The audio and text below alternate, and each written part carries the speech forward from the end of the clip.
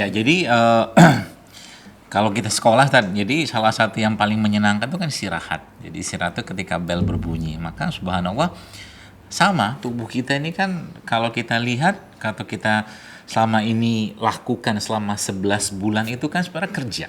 Dia kerja terus. Semua panca indera aktif. Mata, telinga, bahkan yang paling banyak kerjaannya dalam tubuh kita ini apa? Hati, jiwa kita. Untuk makan seperti ini saya harus mikir. Mata saya ngelihat, suka dengan warnanya, suka dengan teksturnya, konturnya, apa segala macam rasanya. Akhirnya mata memberi perintah ke otak, ke akal ini, dan akhirnya keputusannya ada pada hati atau jiwanya. Saya makan ini. Jadi tiap melihat sesuatu itu kan dia mikir. Betul. Maka waktu Ramadan kita disuruh istirahat semua. Yang paling disuruh istirahat apa? Hatinya sebenarnya, jiwanya. Nafsunya disuruh istirahat. Dan itu kalau kita ambil yang paling dalam yaitu jiwanya. Terus ada nafsu lagi. Manusia, kalau saya, Ustadz, secara umum manusia atau teman-teman yang lain, kalau dikasih pilihan antara makan sama tidak makan, pasti pilih makan karena kita punya nafsu. Supaya manusia nggak makan terus, Allah perintahkan berhenti makan. Nah, tapi berhenti makannya ini karena ini berat, melawan sesuatu yang berhubungan dengan nafsu itu nggak sembarangan. Semakin berat dia, ya, semakin besar rewardnya. Saking luar biasanya pahala orang puasa itu kan nggak disebutkan Allah berapa. Betul. Seperti itu. Dan saking luar biasa lagi disiapkan satu pintu khusus. Betul. Pintu. Ar-Rayyan. Ar-Rayyan. Seperti itu. Masya Allah kan. Kenapa? Jadi sebenarnya puasa itu yang kita kendalikan apa? Sebenarnya bukan fisik. Fisik kan tentara. Betul. Yang kita kendalikan nafsunya sebenarnya. Dan itu pahalanya luar biasa. Nggak boleh jima. Manusia kalau suami istri dia bisa halal berhubungan suami istri, disuruh stop siang hari. Padahal itu waktu di mana orang aktivitas, orang kata melakukan hubungan seperti itu segala macam lah. Tapi harus disuruh stop sama Allah. Maka secara kejiwaan puasa adalah bentuk terapi stres yang paling efektif. Terapi stres. Terapi stres. Yang paling efektif. Yang Karena diistirahatkan tadi itu ya. Dan bahasa stres ini sebenarnya apa? Detox. Jadi kalau dibilang detox hati paling baik apa? Puasa. Mata nggak boleh lihat yang nggak penting-penting. Telinga, pendengaran, mulut, hidung nggak usah. Apa namanya, disuruh istirahat semua. Artinya dia emang dalam keadaan bahagia sebenarnya puasa. Makanya Farhatun tadi ya. Farhatun tadi. Kembali ke farhat. Jadi kalau sudah bahagia apa yang terjadi? Tidak heran kalau kita bicara sains ya. Kita bicara sains, tidak heran orang yang berpuasa itu kadar hormon kebahagiaannya meningkat. Endorfinnya meningkat. Kalau dia ikhlas ya. Kalau dia cinta dengan puasa itu. Ya. Itu sebabnya para ulama-ulama atau para salafus soleh, malamnya mereka sibuk dengan Allah, dengan berkhalwat dengan Allah, siangnya mereka berpuasa, nggak banyak makan. Betul. Kebiasaan mereka seperti itu. Itu sebabnya apa? Kita kembali ke beberapa kajian yang lalu. Coba baca atau lihat dan pelajari sejarahnya, apakah di sejarah Islam itu banyak penyakit-penyakit degeneratif, stroke, kencing manis, darah tinggi. Ada nggak kolesterol? Nggak ada. Nggak ada. Kenapa? Karena mereka memang betul-betul orang yang lebih senang menjaga imannya daripada memuaskan hawa nafsunya. Sebab apa? Karena lemahnya iman, salah satu penyebabnya adalah banyaknya makan. Karena kalau puasa memang nyata bahwa dia berhadapannya memang dengan syahwat. Betul. Itu kan kenapa umpamanya hadis Nabi yang Nabi sampaikan SAW kepada para sahabat yang saat itu masih muda-muda tapi miskin ya kan. Jadi menarik itu disampaikannya karena perawinya ini sahabat yang bercerita waktu itu kami lagi miskin sekali. Anak muda-muda nggak punya harta malah diperintah nikah. Gitu. Ya ma'syarasy syabab man istata'a minkumul ba'ah falyatazawwaj.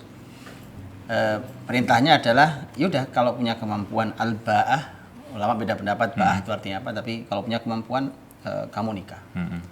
Fa illam tastati' fa'alihi bis-shaum. Kalau tidak mampu fa'alika bis-shaum, ya puasa. Nah, ternyata yang menarik kan fa innahu aghaddu lil basar wa ahsanu lil farj.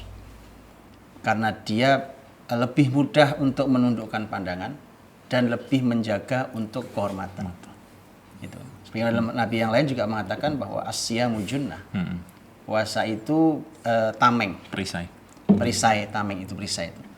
Jadi memang jadi kalau kita lihat Ramadan saja kan masuknya iman gitu kan. Ayyuhalladzina amanu. Maksudnya memang harus iman dulu. Kemudian baru puasa. Baru ujungnya takwa kan begitu. Itu kalau masuknya tidak pakai iman, baunya puasanya ya karena semua orang puasa makan nggak enak ini segala macam. Rasanya sih wallahualam ya, rasanya kata farhatun itu nggak dapat. Iya.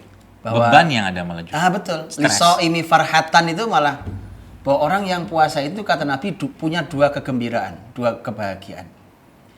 Farhatun indal fitri wa farhatun indal liqa'i rabbi kan bahagia ketika buka puasa, senangnya Masya Allah, dan bahagia ketika nanti bertemu dengan Rabbnya.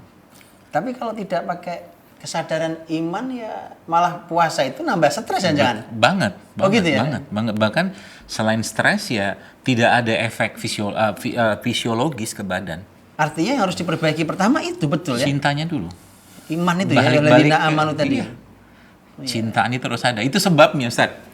Lihat, saya sempat kepikiran tadi ketika Ustaz cerita tadi, subhanallah saya pikir waktu Maryam, kembali ke kisah Maryam waktu mau melahirkan, apa yang Allah perintahkan, saat itu Allah perintahkan makan rutoban janiyah. Sebelumnya setelah itu minum air kan. Betul.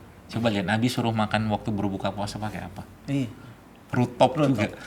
Pakai kurma ya? Pakai kurma. Dan emang ternyata nanti itu ada hubungan dengan makanan, tapi kita itu pembukaan dulu, intermezzo dulu lah. Tapi saya katakan puasa ini tidak akan bisa memunculkan endorfin.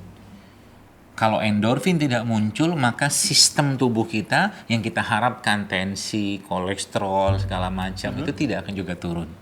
Yang justru malah muncul apa? Adrenalin, hormon cemas, hormon takut.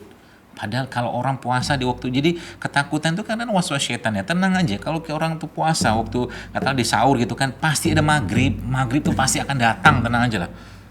Kecuali kiamat gitu kan. Ini karena orang takutnya luar biasa. Seakan-akan maghrib itu tidak akan timbul, lama betul, setan pun masukin segala macam, bagi lihat sesuatu, orang puasa kan lagi godaan tuh kan ketika lihat makanan, padahal biasa makanan, seleranya itu kan dibuat meningkat luar biasa, seperti itu. Nah makanya saya katakan kalau nggak ada cinta dalam puasa, kalau nggak ada cinta dalam puasa maka puasa tidak akan berefek, baik efek secara keimanannya atau efek secara badannya. Poin satu bang ini berarti kan, artinya nanti gini, orang sama-sama puasa, bicara tentang hasil imannya, hasil hatinya, kelembutan jiwa, sampai hasil kesehatannya ternyata beda-beda. Beda. Padahal kita puasa Ramadan umpamanya sama-sama sebulan. Betul. Kita mulai bersama, berakhir bersama. Dan yang luar biasa lagi apa, para sahabat itu apa yang mereka kerjakan sebelum Ramadan? Persiapan dulu. Udah bahagia. Jadi bahasa saya itu stok bahagianya itu ketika Ramadan mau datang tuh udah ditambah tuh. Jadi waktu Ramadan ibarat kata langsung nyebur kolam bahagia itu gitu. Kenapa? Udah istirahat, udah kami nggak pusing lagi mikir makan apa, minum apa, karena kami fokus ibadah. Nggak heran orang-orang soleh itu zaman dulu tuh subhanallah saya katakan ya memang nggak masuk akal untuk ukuran kita ya, bisa khatam Quran sekali semalam. Karena udah nggak mikir lagi, jadi otak itu tuh udah nggak mikir makanan. Ini kita Indonesia nih cerita menarik. Yang dipikirin apa? Buka sama siapa, makan pakai apa. Iya. Gitu kan, sahurnya apa, sibuk aja urusan begituan. Sehingga apa? Akhirnya saya katakan ya betul sih kata Nabi, pasti benar. Nabi bilang setan tuh dibelenggu, tapi setan yang lain masih banyak tuh kayaknya tuh. Akhirnya apa? Inflasi di negeri ini paling tinggi waktu Ramadan. Loh, coba lihat datanya. Karena konsumerismenya meningkatnya luar biasa. Ini aneh nih. Ini yang aneh. Aslinya asyam itu artinya adalah akar katanya al-imsak. Nahan diri. Jadi kalau inflasi paling tinggi di Ramadan, aneh nih. Dan itu sekian tahun udah terbukti.